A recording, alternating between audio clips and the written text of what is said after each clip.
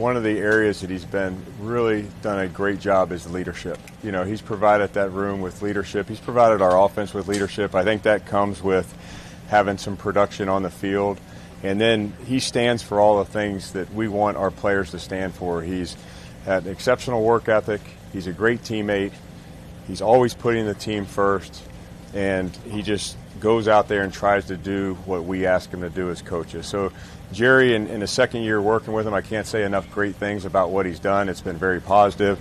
But the one area that Jerry has really emerged is in his leadership role for the team. Chad, as we've had this many quarterbacks competing for the starting job, what's most important, do you think, for your position group in that battle's going on? What we've tried to emphasize with the receivers is regardless of who's playing quarterback, let's just focus in on what we need to do to be successful on that play. I mean, we really do try to stay in the present regardless of who steps in the huddle.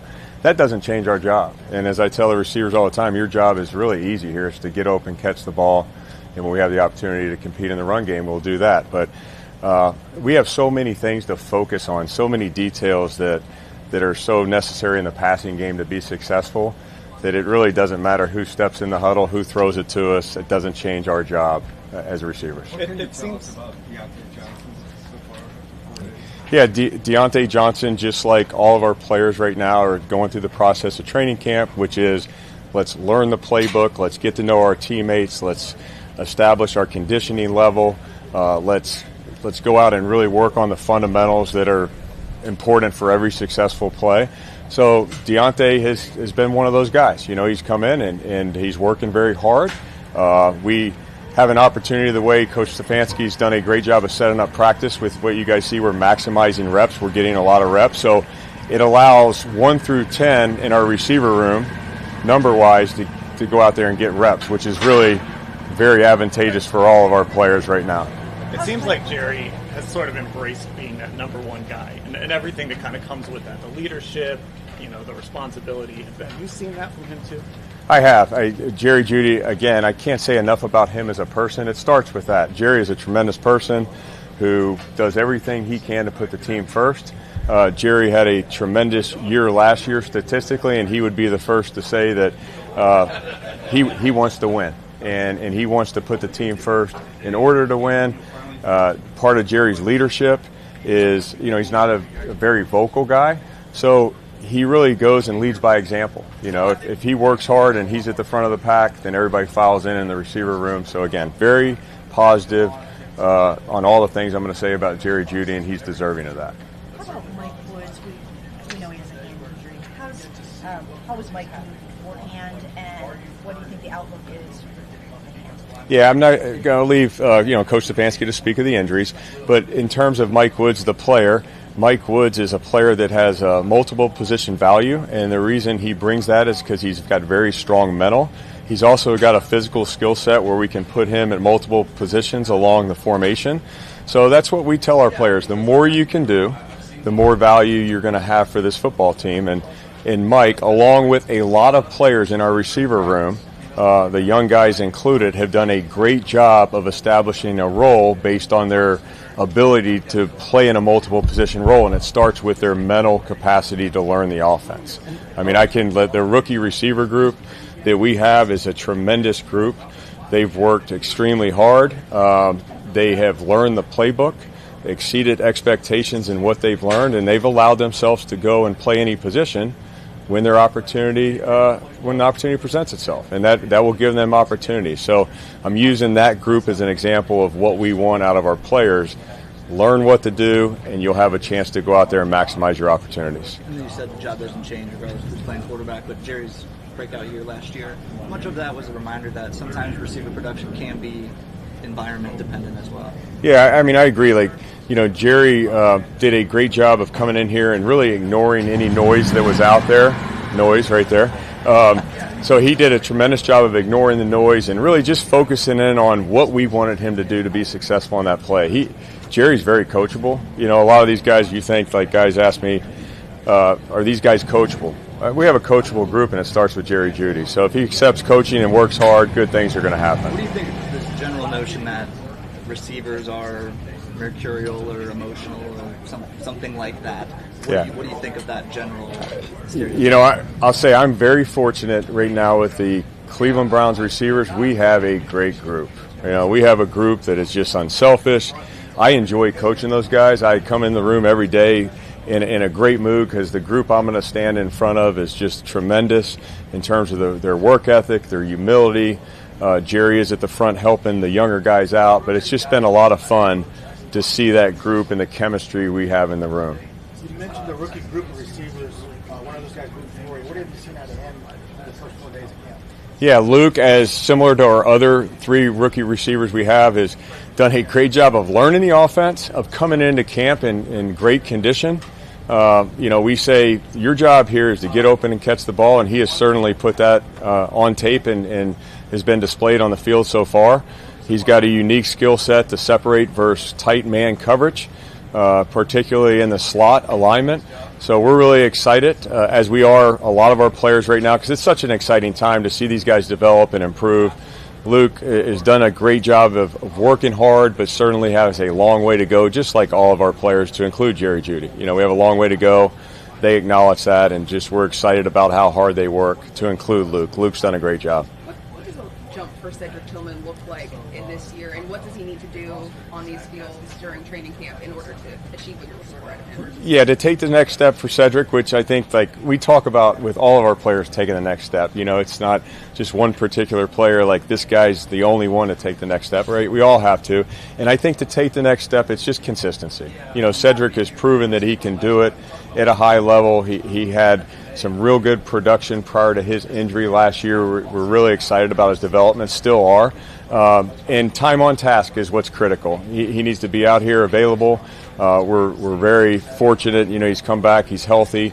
He had to come out of practice the other day, but we're moving forward. He's healthy, done a great job, and his availability, it starts with that, and then just overall consistency is what's most important with Cedric right now. How grateful were you that you dodged that bullet was said the other day? Yeah, I mean, that's, you know, the fear as a coach, you know, when you step on the field, is the most important thing is the health of your team, and especially the guys selfishly you coach. You know, you're like family with those guys. So I think we were, you know, really excited, obviously, that Cedric popped up and was able to you know, practice yesterday, and moving forward, he's full participant, and we expect him to come out here and do what he's done, and that's improve and work hard. From last year to this point, have you seen Jerry Jeudy kind of take that next step in like leadership? Yeah, I mean, Jerry's done a great job of leadership, you know, and I think leadership is not just what you say, but it's what you do, and that's what Jerry's done. He's put a product on tape that has been very good at a high level. You know, he's played at a high level, and that's allowed him to, I would say, not have a voice, but he's allowed him to go out there and show the way, you know, and he's done it through his actions, and been really excited about Jerry and just where he is, and look forward. And Jerry's done a great job of managing expectations, so, you know, we're not looking to, we don't make any comparisons to last year. Last year is done. We're just trying to do the best we can for the team to win, and that's what Jerry's done. Kevin has praised guys in the past for their versatility. Jerry's one of those guys. How important is it to have guys that play, that basically can line up anywhere in a formation? I think it's one of the most important traits of a player within our offense. Is versatility is so important. If you can do more than just one role, you know, it increases obviously your chances to play and really earn a role for the team. So I think, you know, we've challenged each of these guys to do something beyond what their normal role is. And the only thing that prevents somebody from doing that sometimes is the mental ability to learn. So we are fortunate that we have a bunch of smart guys in the receiver room that will allow them to play in a multiple position role. Pat's come on today. I know we talk about like the offensive and defensive line, how that impacts them, but for your group, what does that do for you guys? How does that impact training camp when the pads? Yes, super excited as a receiver coach that pads are on, because we get to compete in the run game, you know, and that's such a part of playing the receiver position. We take a lot of pride in it. I think if you're a great running football team, you have receivers that are unselfish, that are going to block in the run game.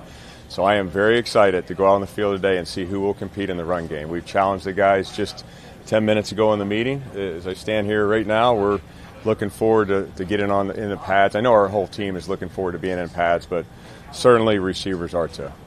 How does the Kenny Pickett injury impact your group right now? He'll probably Yeah, so we truly, and it's been, regardless of, again, who's stepping in the huddle, now there's one less, but it doesn't affect us at all as far as our job. Our job is to just focus in on the details and the assignment of that play. Again, we have so much on our plate, from route running details to the assignment of the play, that regardless of who's in the huddle, who's throwing the ball, I always joke, I could be out there playing quarterback, and really it doesn't change. Their job doesn't change. Obviously, the completion percentage would probably decrease significantly if I was playing, right? But their job doesn't change. Their job is to get open, catch the ball. We have so many things to focus in on. Doesn't affect us at all. All right, thanks, guys. Good. Thank you, guys. Thanks, and congrats on the award here late in the week. Yep, it's a great honor. Appreciate Yep. that. Thank you so much.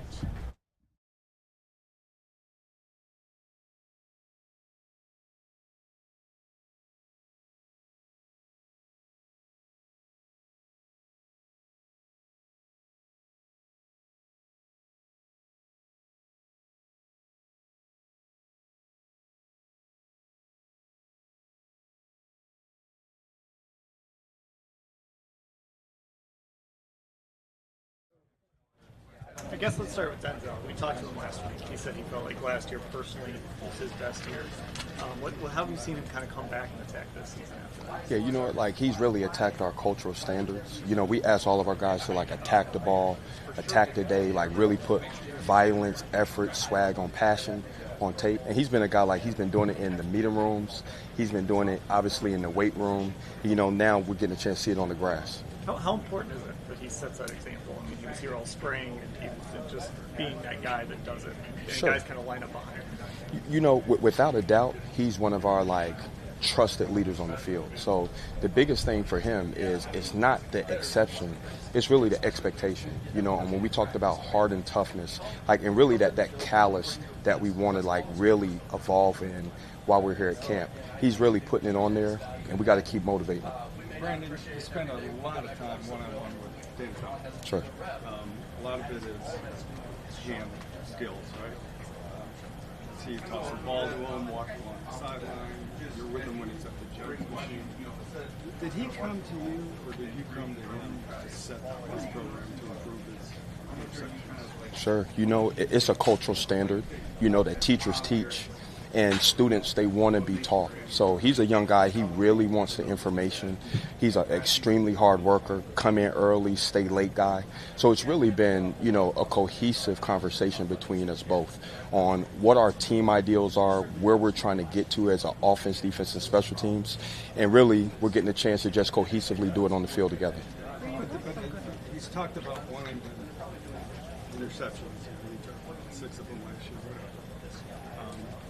Is this a concerted effort on his part or the team's part to improve? Without a doubt, we know that the most important thing is we keep the team first.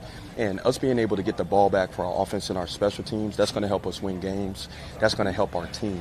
So really, that conversation is the team first, and us being 100% accountable to it. Brandon, how much, if at all, do you believe in the concept of a sophomore slump, like you come in the league, maybe you're good as a rookie, and then the league gets more film on you, and second year is kind of designed for you to take a step back? You know what, it's all standards as far as technique and fundamentals, right? The more reps that you have on task, the better that you're going to get. And we really expect our guys to keep improving daily. We bring in the right guys. We talk about bringing in start players. So bringing in the correct guys in the mix that have the attitude of they want to get better every single day, it really helps that. And then with Martin, it was a great first year. Last year, a little bit more up and down, I guess. What do you think was the reasoning behind it? Sure. You know what? Martin is a hard worker, man. You know what I'm saying? Extremely hard worker. And he's a guy that, when you talk about just reps on task, right? He's a young guy seeing more plays. He's being more involved with our special teams. He's more involved with our weight room staff, our nutrition staff. So he's really trending on the rise, man. Brandon, with Greg, last year he missed all the training camp with that hamstring surgery, and you said he feels healthy. What difference do you see in him this year? And did you ever even see him fully healthy at all last year? I see him really attacking the day. He's always been like a very assertive, like learner, a very assertive young man. But you really see him attacking the moment, attacking the day. He's one of our team leaders. And we talk about like be a trusted teammate, right? He's somebody that they go to for communication. We talk about counterterrorism. See something, say something. So you feel his presence on the field.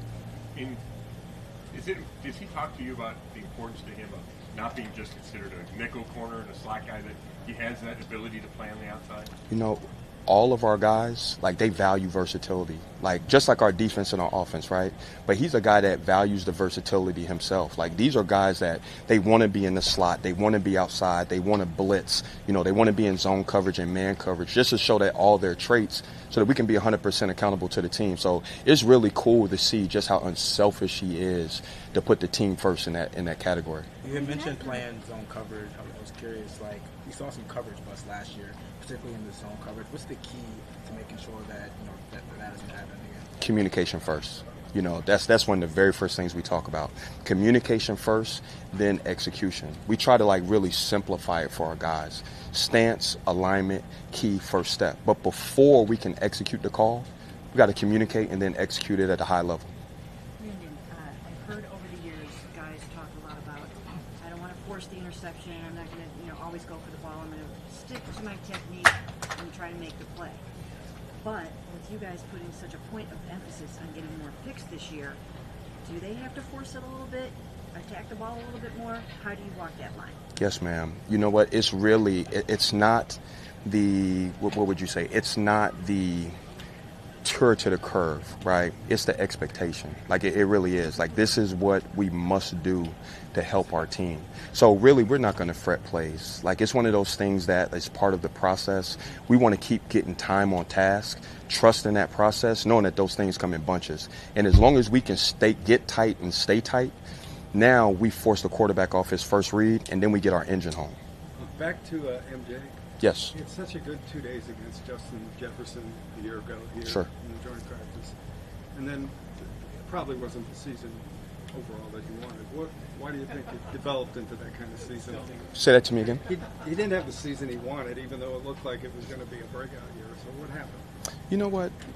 Things happen. And when I say things happen, like, he's a young player who puts the team first, who is extremely invested in what we do, and it's important to him. So whenever you got like a young player like that, seeing more reps on task, having more exposure, right? The guys like that really trend upward fast. It seems like depth has been the name of the game for the secondary, but for the corners in particular, how important is this time of year for the young guys, for the up-and-comers, to be ready for if their number is called at any point in the regular season when it gets here? Sure, we got to have a heart and toughness in every single thing that we do. And without a doubt, we just can't depend on, our star players. We talk about we hold our best players the most accountable. So it's very important for our best players to make sure that our depth players are ready to go as far as with our urgency, our violence, and our swag once we get out there. So now we're very clear on what our cultural standards are, and we can reflect it. You mentioned that swag. It seems like no matter what happened last year, the guys in your group in particular were kind of leading the way, keeping the spirits high. How have you seen that reflected in training camp this year, the guys bringing that swag out here? Yes, ma'am. Like, and let's be clear. That is the expectation. Like, that is the expectation for us to really attack the ball, for us to really set the pace. And we talk about setting the pace for our offense, our defense, and our special team. We talk about we set the pace at the tip of the spear for our whole organization. So starting fast, making sure that our whole group can really function at a high level is important. What's an underappreciated part of Denzel Ward's game? You said they're underappreciated? I think his leadership. I think that, we all see, this flashes of speed. We see the aggressive play, things like that. But he is a very, very, very, very, smart player. He's a guy that really leads us. We talk about the tip of the spear. He's the first one in battle. He's the first one that, when we need to uptick as far as like with our urgency, with our attitude, he's somebody that not just our secondary leads on, but our nerve center and our engine lead on it as well. Good. Thanks, guys. Okay. Thank you.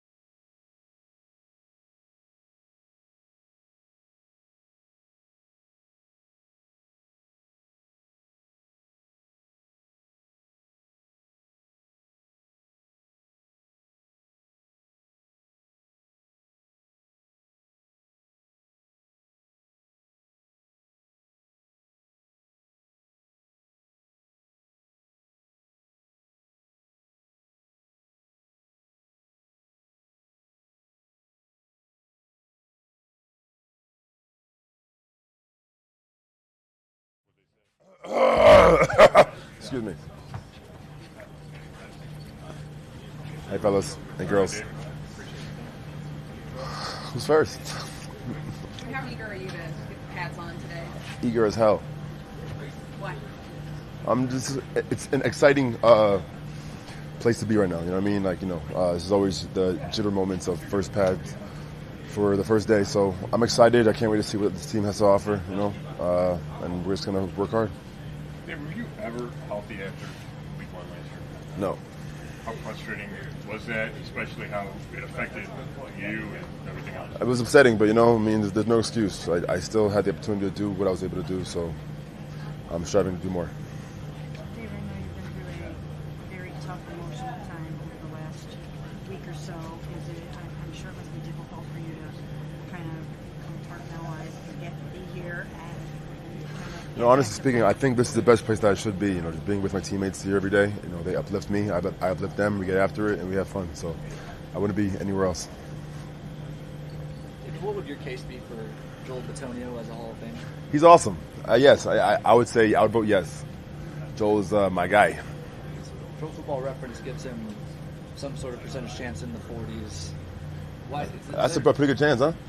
It's better than 0. It was not 50. That is statistically correct. correct, yeah. I think Joel should be in the Hall of Fame, man. He's a beast. Do you think offensive linemen are maybe overlooked sometimes in those discussions? No, bro. I get what you're saying. It ain't the flashy plays, but I think he is a huge part of this team for so many years thus far. So I think he has a good chance. David, what's been your impressions of Harold so far? Oh my God, he's a beast, right? I love it. He's awesome. You know what I mean? It builds a competition. We get that much better together. He's awesome. He's a great kid. Last week, Joe said that the offensive line was the one area of this team that no one had to worry about. They're working really hard. What have you seen, because you work so closely with them in those drills, what have you seen from that group? What do you like about the things that they're doing? I've seen the intentional focus, you know what I mean? Like the intentional work that they put in.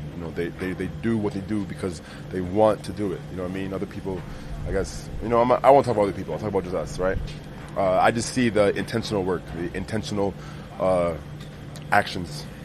David, you've really embraced over the years being able to also block, not just be a pass catcher. How much can you help Harold sort of develop that part of his game as well? Yeah, I'm gonna have him come over to my house a lot more often. You know what I'm saying? Just being around him, I feel like it's the energy, the want to, and that's really like the most important. Yo. I know you guys might have to be without. We know that you guys will have to be without Kenny for at least a few days. How was Kenny coming along, and what were you seeing in Kenny last year? He's a great player as well. He's a great leader.